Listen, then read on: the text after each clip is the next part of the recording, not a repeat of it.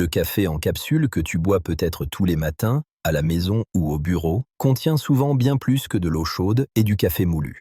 En France, on avale environ 500 millions de capsules par an, soit plus de 60% du café consommé à domicile, principalement par des familles pressées qui pensent gagner du temps, sans mettre leur santé en danger. Le problème, c'est que des tests menés par 60 millions de consommateurs et analysés avec l'appui d'agences sanitaires comme l'ANSES ont mis en évidence, dans certaines capsules très populaires, des résidus de substances potentiellement cancérogènes. Hydrocarbures aromatiques polycycliques, acrylamide, mycotoxines, métaux, furanes. Et dans le lot, on va le voir, certaines capsules bio, premium ou familiales font partie des pires élèves, parfois bien loin de l'image saine et rassurante qu'on te vend. Dans les prochaines minutes, tu vas découvrir les 4 marques de capsules à éviter en priorité, les rares alternatives qui tirent leur épingle du jeu, et surtout les règles simples pour décoder toi-même ce que tu mets dans ta tasse. À la fin de la vidéo, tu sauras comment reconnaître une capsule à problème, quelles références privilégier et comment réduire concrètement ton exposition à ces contaminants, pour toi et pour ta famille. On commence par le pire élève du classement. Numéro 1 des capsules à éviter, Carte Noire Espresso Bio 100% Arabica.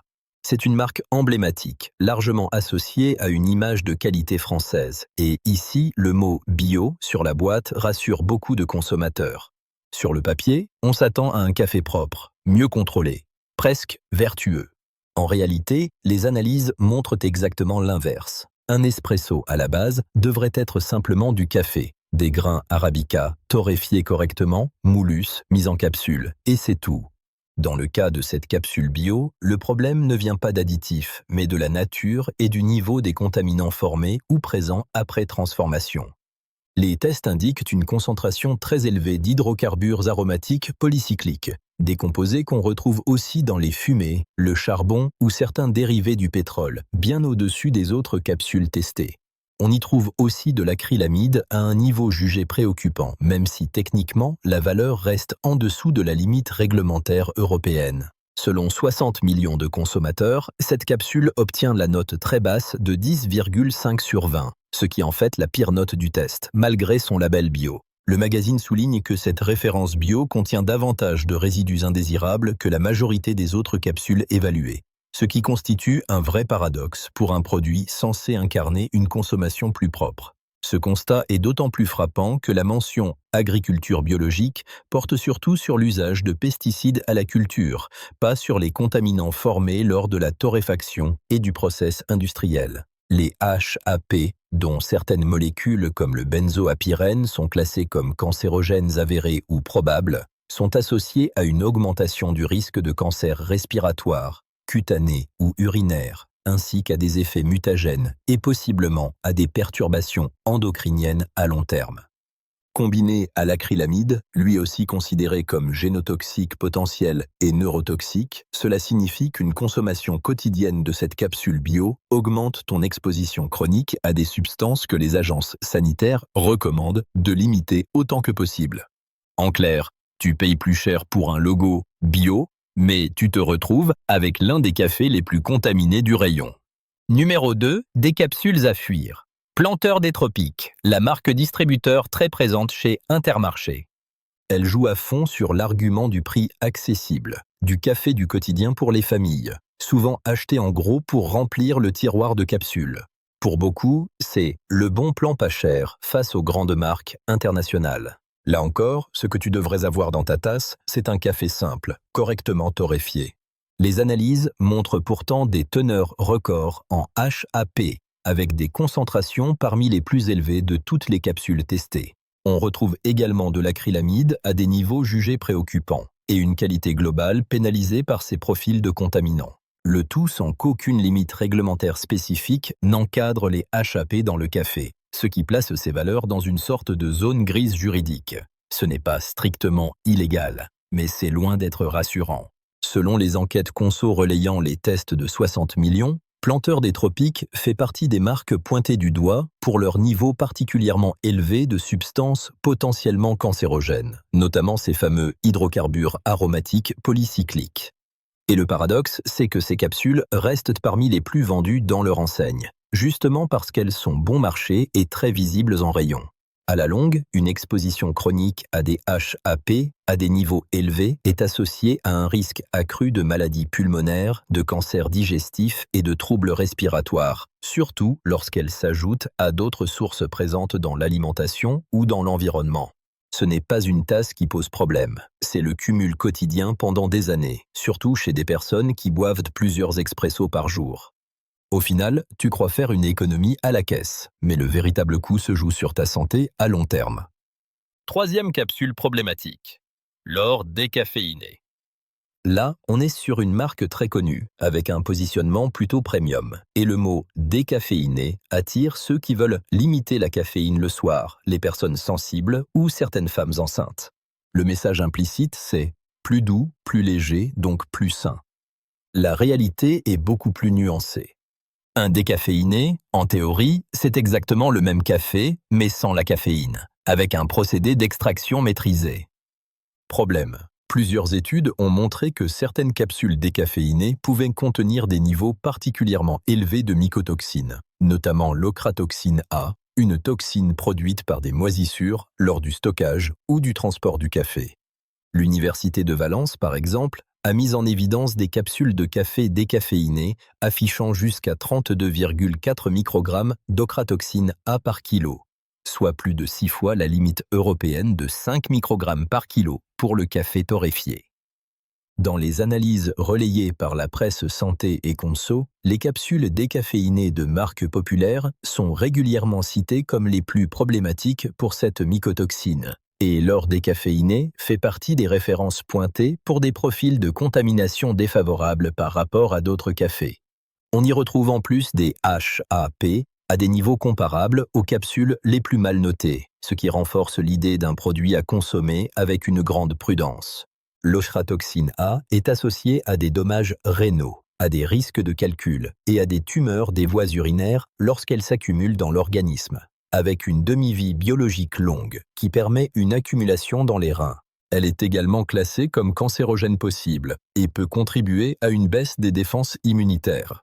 Donc, ce que beaucoup de gens prennent pour une option plus douce peut, en réalité, exposer davantage à certains contaminants préoccupants.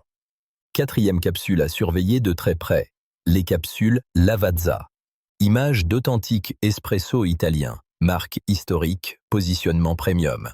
C'est typiquement le café qui rassure ceux qui veulent un bon café, sans forcément payer le prix Nespresso. Sauf que derrière ce vernis italien, les chiffres posent question. Dans les tests qui ont mesuré l'acrylamide dans différentes capsules de café, Lavazza se retrouve avec une valeur autour de 345 microgrammes par kilo, soit environ 86% de la limite européenne de 400 microgrammes par kilo pour le café torréfié. Ça veut dire que tu es très proche du plafond réglementaire, avec une marge de sécurité qui devient quasiment symbolique. À titre de comparaison, certaines références plus vertueuses, comme les capsules bio mieux notées, tournent autour de 78 microgrammes par kilo, soit plus de 4 fois moins d'acrylamide que dans les capsules Lavazza. L'acrylamide est une substance formée lors de la cuisson à haute température d'aliments riches en amidon et en acides aminés. Et le café est l'une des principales sources d'exposition chez l'adulte. Elle est considérée comme potentiellement cancérogène et génotoxique, avec des effets suspectés sur le système nerveux central en cas d'exposition prolongée. Encore une fois, une tasse n'est pas le problème. C'est la répétition quotidienne pendant des années, surtout quand on choisit systématiquement des références proches des limites réglementaires. Tu vois le schéma qui se répète. Des marques très connues, avec des promesses de qualité, de bio ou de douceur, mais qui, dans les faits, présentent des profils de contamination loin d'être exemplaires. Si tu veux d'autres décryptages comme celui-ci sur les produits du quotidien, pense à t'abonner maintenant et à activer la cloche. Ça nous aide vraiment à continuer ce travail d'enquête indépendant. Et reste bien jusqu'à la fin, parce qu'on va maintenant passer aux rares alternatives qui méritent encore une place dans ta cuisine, puis aux règles simples pour choisir sans avoir un labo à la maison. Maintenant, les bonnes nouvelles. Il existe encore quelques capsules qui respectent l'essentiel. Des profils de contaminants bas, une certaine transparence et des choix plus cohérents entre marketing et réalité. En numéro 1 des bons élèves, on trouve les capsules Auchan Bio Espresso. Dans le classement relayé par la presse à partir des tests de 60 millions de consommateurs, cette référence obtient la très bonne note de 18 sur 20, avec un bilan sanitaire jugé irréprochable. Les analyses montrent l'absence de résidus significatifs d'acrylamide problématique ou de HAP et aucun pesticide détecté, tout en restant à un prix très accessible pour de la grande distribution.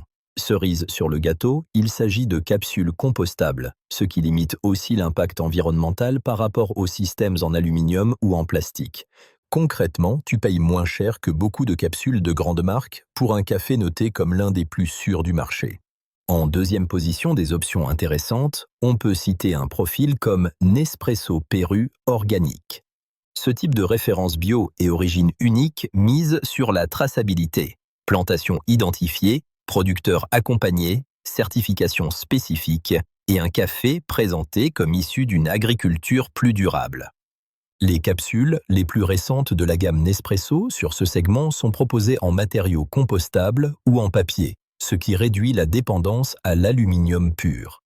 On reste sur un prix plus élevé, mais cohérent avec la promesse de durabilité et de qualité sensorielle. Et puis, il y a les innovations françaises comme Terra Moka ou Café Méo, qui proposent des capsules végétales compostables à domicile, souvent à base d'amidon de maïs, avec des cafés bio et un parti pris fort en faveur des petits torréfacteurs et d'une torréfaction plus artisanale. Ces marques ne sont pas encore les plus visibles en hypermarché, mais elles montrent qu'on peut faire du café en capsule en réduisant à la fois les contaminants et les déchets, sans se cacher derrière un simple vernis marketing. Ces alternatives ne sont pas parfaites, mais elles se rapprochent beaucoup plus de ce que devrait être un café en capsule. Un produit simple, compréhensible, avec des niveaux de contaminants maîtrisés et des engagements cohérents. On va maintenant voir ensemble quelques règles très concrètes pour t'aider à choisir, même si tu n'as pas le tableau du labo sous les yeux. Première règle, ne te fie jamais uniquement au mot « bio » sur la boîte. Carte noire Espresso Bio en est la preuve. Label bio met des HAP parmi les plus élevés du test. Le bio concerne les pesticides à la culture, pas les contaminants formés à la torréfaction. Deuxième règle, méfie-toi des décaféinés en capsule. Certains dépassent 6 fois la limite européenne d'ochratoxine A, avec des cas à 32,4 microgrammes par kilo. Si tu en as besoin, privilégie des marques transparentes sur leur contrôle ou passe au café filtre décaféiné. Troisième règle, choisis des capsules compostables ou en papier plutôt que l'aluminium ou le plastique. Ça limite les métaux au contact de l'eau chaude et réduit drastiquement les déchets. Auchan Bio Espresso, Terra Moka ou certains modèles Nespresso récents vont dans ce sens.